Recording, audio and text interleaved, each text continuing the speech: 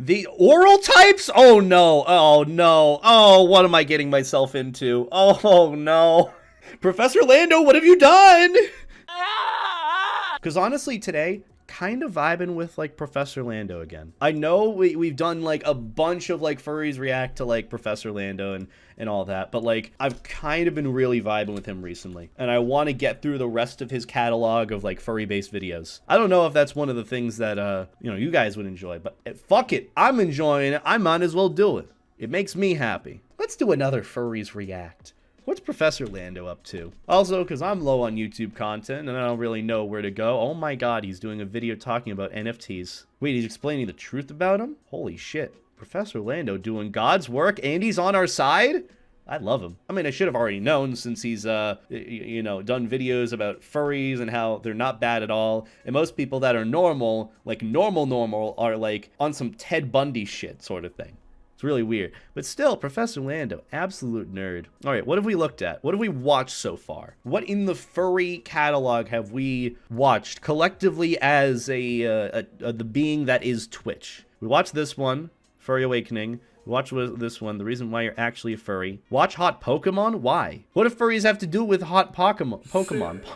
Pokemon! Hi, yes, my favorite series. Pokemon. Graham, I would love Pokemon for Christmas. And then she ends up getting me like Beyblades. I'm like, Graham, this is not the Pokemons. Graham, why'd you do that? Is it because you want hot Pokemon? Do you really? To be fair, just go to... check the E621 search results. We're already somewhat here. Look at that. Whoa! We're already getting there. Not really, but still. What do people like to see? The horny. Okay, hottest Pokemon it is. Again, today is Pokemon Waifus 101. I'm sold already. I like this man. Again, today is Pokemon Waifus 101. We start with again? What do you mean again? What was he talking about before this? That's my question. Because he started off being like, again, this is Pokemon Waifus 101. What was he talking about before this? What did I miss out on? What tangent did he get on? Anyways, Professor Lando. And that is a matter of hard science versus the social science. When we are analyzing the question, what Pokemon are the most attractive, we have to consider the ethical question. Yes. But which is, can you be morally sound in performing coitus? Oh, he's just getting right into it, okay? He's literally getting into it. Oh my god. I didn't know we were getting some sort of ethics class on this. That was fucking fast. I thought this was going to be a simple thing of just like, you know, which Pokemon looks the most attractive just from a platonic standpoint. Because that's the way I was looking at it, honestly. I wasn't looking at one of those things, I'm like, yeah, I'd fuck that. I really wasn't. But I guess we're full sending. I guess we're getting the how many people like actually want to fuck a Pokemon? I guess he's genuinely getting that out of the way in his chat first before getting into the more tame, chill stuff. I guess this is less of like which Pokemon is the most attractive and which Pokemon is the most fuckable. This is a concerning video. To be fair, he could only title it so many ways because YouTube do not be liking lots of stuff. But either way, Professor Lando's just getting into it. He used the word coitus. That's a big word that even I didn't realize what it meant till just now. When we are analyzing the question, what Pokemon are the most attractive, we have to consider the ethical question, which is, good old ethics. Can you be morally sound in performing coitus? Why is he making that movement with it? Why does it look like he's like air thrusting? Dude, this isn't even a minute into the video. Oh my. Pokemon. Succinctly so, I believe that answer is yes. The great philosopher Hadaway once said, who the fuck is this? Love? The reciprocal nature of love is the key. I do my best to cover previous material. I don't know about that one, Chief. But either way, hey, you know, at least he's proven the point of like, hey, Pokemon be sexy, I guess. I guess. I'm saying this as a furry, too. But either way, Professor, what's the whole point of today? What's the lecture? Material to give a a holistic view perspective of what we're going on. But I can't review everything. We only have so much time to learn, sadly. Unfortunately. So review. What is this? The furry scale. Okay. Okay. Really quickly. I remember Furry this. Scale, 1, not furry. 2, semi-furry. I 3, did furry. I took my notes. This is where the line is crossed. Right here. The threshold. The 4, square hole. Dangerously furry. And 5, that's just an animal. Applying it to an analysis of Pokemon waifus. It's one of the main themes that reoccurs when I'm teaching the furry Pokemon class waifus? is this idea What about Pokemon Husbandos? of a soul. Daddies. That essence of a soul delineates between furry, dangerous furry. And 5 here, there is no soul here. I still That's don't just an understand how we got onto the point of just no soul. Do you mean human consciousness as soul? If we're talking about those two being the same thing, then yes, you are right, but correlation is not equal to causation. Haha, I am the student in class arguing with the professor, and I'm probably going to flunk out. I think we all innately feel that. It's wrong. They might be cute. They might be a little thick. That's just an animal. But a Pokemon, that's a different story. Conscious thinking. Pokemon are self-aware creatures. Okay. You think of all the Pokemon media that exists. Ash and his friends interacting with each other. Yeah. I think they've proven that Pokemon can think. Even more than that. Wait, what do you mean animals have no consciousness? I mean, even then they would have a soul. What it's a video. It's all parody in hindsight. But that's whole flawed. Yeah, they have a soul. Animals have a soul too. What's the difference? Pokemon were inspired by animals. How was a four-legged horse that became God inspired into a Pokemon? What animal was that inspired by? I don't know, but it's gonna be a game soon, eventually. They feel, they cry. They can care for their human partners. Yes. Pokemon can love. And if Pokemon can love, they can fuck. Okay. That was quite the jump there. That was as bad of a jump as like my roommate in college being like, no means yes and yes means anal. No, that is not how that works. I don't know. This is all memes. I did like his whole delivery of like, it means they can fuck. It's like, sure, I guess. Have you checked E621 recently? I mean, yes. For their human partners, Pokemon can love. And if Pokemon can love, they can fuck. Perhaps even exceeds the potential of a human's. I love how he's full sending it. I don't know what he's necessarily arguing right now because it's been 2 minutes, but you gotta love the dedication. The dedication he's got going on. He's full sending it, and I respect the fuck out of that. Capacity to love. Why? The capability to love like a human mind, but with the veracity and the physical prowess of a Pokemon. First off, I don't know what he's going on about. Oral types? How do we get into this? What is the jump? We want to hit the low-hanging fruit. Low-hanging? I call these the oral types. That's not low-hanging fruit. These are the oral types. Okay, maybe Weepin' Bell is low-hanging fruit quite literally. Also, he's really good at drawing Pokemon. Like, he did this on a whim, I'm assuming. From memory. From memory, these two Pokemon, fucking Lickitung and Weepin' Bell. I'm kind of impressed. You really are a professor, I swear to God. But yeah, low-hanging fruit oral types. I want to see the reasoning for this one. Here we have a Weeping Bell. Okay, I got that one And right. Here we have a Lickitung. Okay. Again, I say low tier, low hanging fruit in that in terms of Poke Waifu material, these are commonly picked purely for their physical ability. No!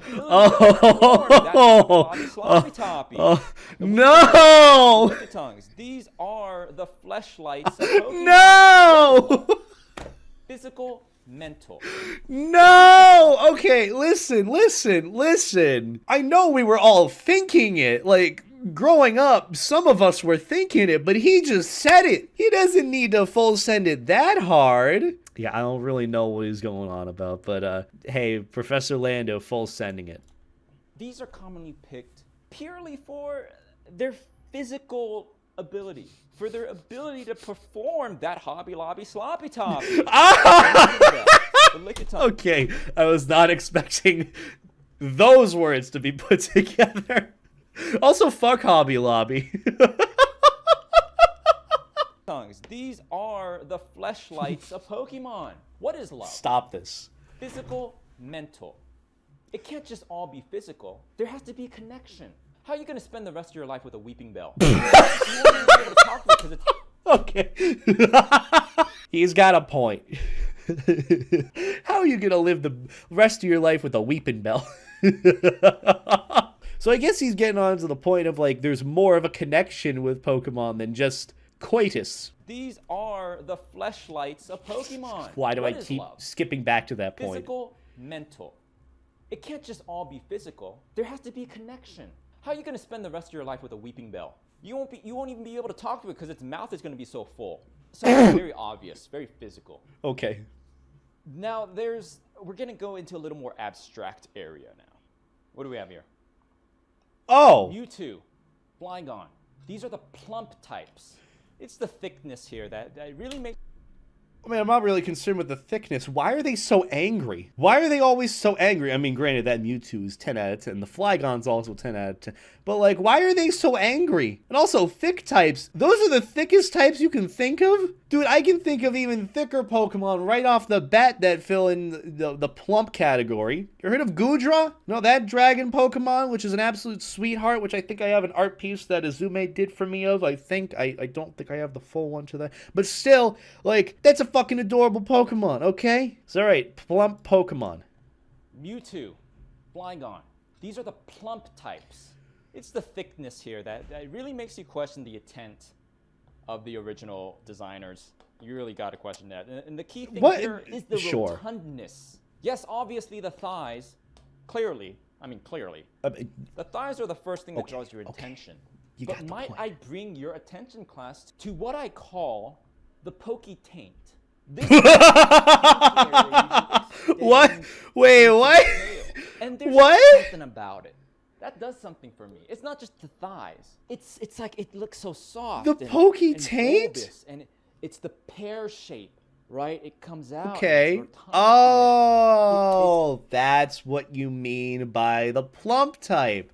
I thought he was having a weird emphasis on the Pokey taint. I mean, I guess that makes sense. So this category could still be filled in by, like, Goodra and, like, Miltank and even Snorlax, potentially. Like, it's just, I don't know. I guess he's going for more of the pear shape. I don't know how a pear shape is plump shape. That's more of, like, Big Chungus than anything. But he's getting into it. I'm digging this. It's like the belly and it turns into the tail.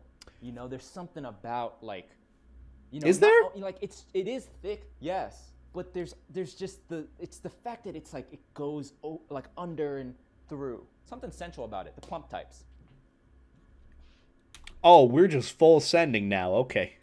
The Pokey Dilfs. I mean, he's not wrong. Machamp, Incineroar. That's a really good Incineroar. Something tells me he has an easier job drawing animal-like characters. I mean, granted, that's easier for anyone. I'm not gonna give him shit about, like, oh, so you draw animal-like characters easier, don't you? Does that mean that you're a I'm not doing that shit. People take me seriously whenever I say that, even though I'm completely joking. Some of the more popular types. And the question is why? Why? Yes, that's the question of the day. That's the question of this entire stream. Why? And the question is why? Many of the Pokey Dilfs have this fighter aesthetic. Pokey Dilfs. It's not a coincidence. It is not a coincidence. Nature just doesn't deal in coincidences, my friends. We have two wrestler-themed Pokemon that are both Pokey Dilfs. Yes.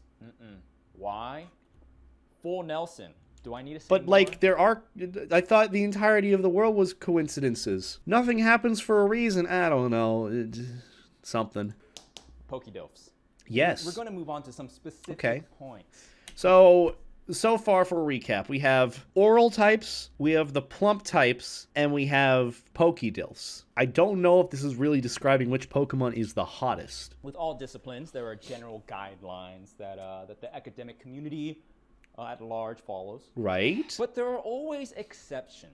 Or rather, maybe not exceptions, but there's always special cases. Special cases. We'll be going over some Okay. specific examples of common discussions that come up when you're discussing which Pokemon is the most attractive. Oh, we're actually... Now, Oh. I don't think we can have a discussion about What's his reasoning?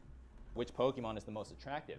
Which Pokemon is the most breedable without the breed king himself, Ditto, or breed queen. In theory, on paper, it sounds like the ultimate waifu, the ultimate Poke waifu. Why? If you're unable, or if you're unfamiliar with a Ditto has the ability to transform its physical form into practically anything. You know, one day you're feeling some Lopunny, Ditto can do that. Next day, you want to be with a Gardevoir, Ditto can do that. The next day, you're not even feeling Pokemon, you want Marissa Tomei, actress who plays Aunt May in Tom Holland's Spider-Man, Ditto can also do that. What the fuck? That was an oddly specific example there, but okay. And this is where the trap lies. It almost seems too good to be true. And yes. It is. I talked about love and sentience earlier. When we look at the Ditto, what do we see? What do we see? Soulless eyes. Cold, dead eyes. That's right. We The see square the hole. Emotional range of a dead fish. There's hardly a soul there. A glorified fleshlight. Lovemaking requires a connection, not just a pump and dump. That's what. Listen, you're telling this to furries of all people, okay? There is no difference. You go through with it. It was great. You had Ditto transform into whatever you're feeling that day, that particular chef's choice. You know, after you're done with the deed, you want to roll over, and you want to be able to turn and look over into the loving eyes of your partner, of your Poke waifu, laugh, live, love. But Okay. with the Ditto, you're done with the deed, you roll over, all you're looking at is just a gloppy pink and white, soulless face that stares blankly at you. Or blue if you get a Filling shiny you one. with shame. You're feeling a little like Shinji after he visits Asuka in the hospital.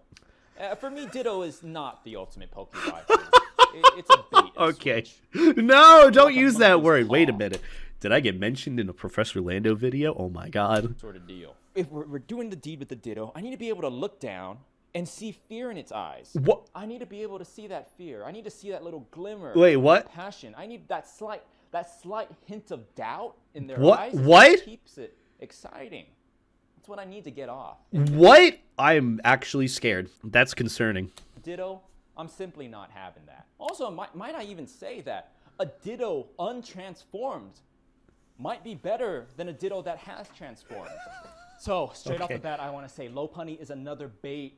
It's another bait and switch. Unfortunately, sure? This is a very controversial topic, but here at Ligma University, we deal with the hard truths. Lopunny has one of the highest marks in terms of physical attractiveness.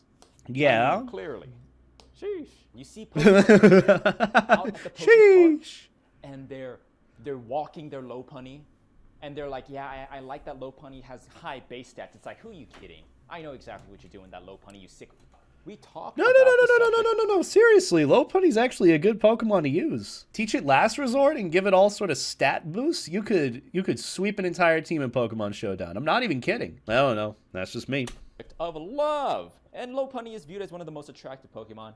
But the problem is she knows it. She knows it. Look at that smug face. How can I maintain a long-term relationship with that? The e-girl of Pokemon. The e-girl of Pokemon? What the fuck? How do you get to that? Makes her a little too smug for my liking. She's sending Snapchats to Professor Oak while pretending to give me that exclusive Lopunny Lopussy. Know what I'm talking about? Curveball. Is this how you spell it? I think that's how you spell it. Excuse me? Yes. This is Mimikyu. This is a very often glossed over Poke waifu, in my opinion. No. We talked about how Ditto and Lopunny are actually not as good as you think. I'm about to tell you why Mimikyu is a very underrated Poke waifu. There's nothing hotter than a girl with low self-esteem. Mimikyu is gonna work extra hard for your love. She's gonna work it because she's always worried about your ex. Pikachu. We have Gardevoir. This is Mimikyu is gonna work extra hard for your love. I don't like She's that. gonna work it because she's always worried don't about like your that. ex. Pikachu. We have Gardevoir. This is gonna be an unexpected explanation. Not really. Of Gardevoir as a Pokemon. Not really. No. We already know why everyone loves Gardevoir, and we already know that they're probably like one of the most, not really furry bait, but just hot bait, sexy Pokemon out there currently. Gardevoir is, we talked about Pokey Dilfs earlier. Gardevoir is one of the Pokey MILFs. MILFs. MILFs! It's the MILF haircut. It's the sensuality of the Pokey MILF that I want to talk about. You know, She kind of looks like a Karen. The allure of Mrs. Incredible. But the mature... This is incredible! Of a respectable woman. She respects herself. It's a give and take when it... Well, here's the thing. You can have a Gardevoir that is either exactly what you're saying or is the biggest Karen in the world. Be careful. MILF, Gardevoir. She eggs me on to work harder on myself and on our relationship. But, so what's the problem, you might ask? Problems? Yes, Gardevoir is hot. She's sensual. Okay. She's got a MILF haircut. In fact, she's kind of got a MILFy vibe about her. Pokemon are Pokemon. And Gardevoir is a psychic Pokemon. A quite adept psychic Pokemon. And what's the worst possible thing that a girlfriend could be able to do? Boys, Gardevoir can read your mind. You think it's bad that your girl reads through your texts? What if she's going through your mind?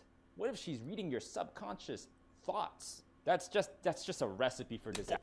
And again, we're talking about waifus. How can I maintain a long-term relationship? Oh shit, I haven't been watching in the highest quality. God damn it. Oh wait, no, it's only 720p. Never mind, we're good. I don't need to be having an intimate night of lovemaking with my Gardevoir, and she Doctor Stranges me and reads my mind, and she sees that I'm thinking about that sweet Lopunny Lopussy. There's always a catch to the good ones. The monkey's paw. If Gardevoir can read my mind, she's either going to be one of two things: incredibly jealous or fearful. Those two are just, again, recipes for disaster. So close, so close, the Gardevoir. But alas, it's not quite there, and I need you guys to be aware of that. Wait, that's it? He said that was number 2. Also, at least he's on the good side of explaining why NFTs are a problem and bad. I'm assuming that this is what it is. You know, I'll give him, the redemption there with this video, which we'll look at in the future, explaining NFTs, which I'll have a bit of a story time to tell at that. I should just, I should just react to his whole channel at this point. I know, like, all of what he did, just learning more about his take on geek culture, nerds, some form of science fiction in a very broad sociological, somewhat sexual term. Just learning this. I think it'd be neat. I want to take this sort of Furries react with his videos as sort of like the student perspective, even if he is like the very disruptive students and keeps interrupting what he's doing during the class. At the same time, though, I want to at least bring my own perspective to it. And that's what it's going to be. The student sort of reviewing the teacher as the teacher reviews the material and reviews the student, and probably fails me at the end of the semester. But you know what the point is? The point of it is that we're learning. Still, hottest Pokemon in general?